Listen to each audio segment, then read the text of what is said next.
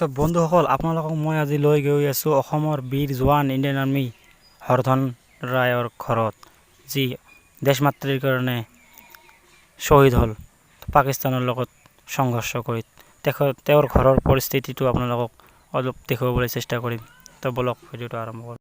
তো বন্ধুসকল, এয়াই হৈছে হৰধন ৰায়ৰ ঘৰ। ইয়াৰ ঘৰৰ পৰিস্থিতি চাওক বৰ্তমান কেনেকুৱা হৈ আছে, একেবাৰে দুখ লগা পৰিস্থিতি। এয়া চাওক কিমান মানুহ আহিছে হৰধন ৰায়ক চাবলৈ, কাৰণ ভাৰত মাতাৰ হৈ শ্বহীদ হৈছে। এয়া চাওক, ইয়াৰ পৰা কিছু সময় পিছত শ্মশান ঘাটলৈ লৈ যাব।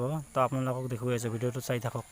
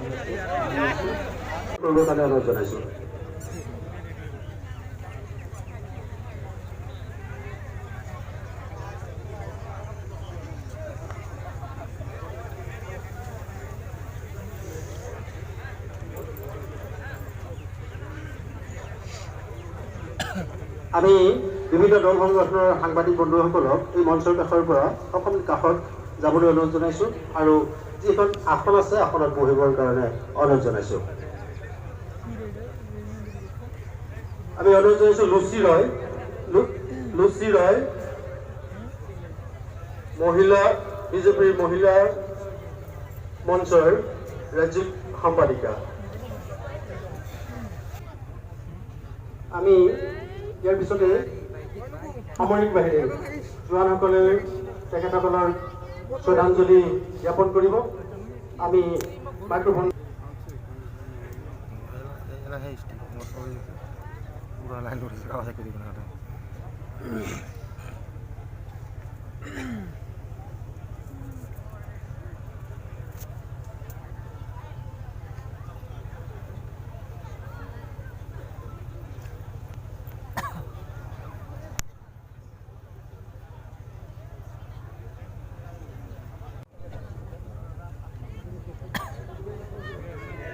এইবাৰ শ্ৰদ্ধাঞ্জলি জ্ঞাপন কৰিব CU25 ৰাজপুত।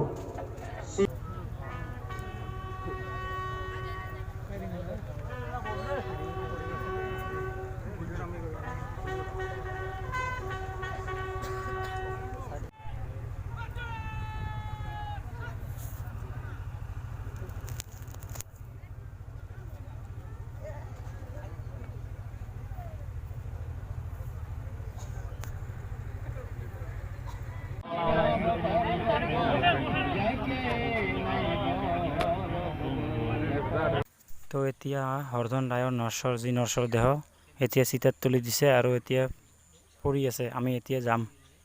তো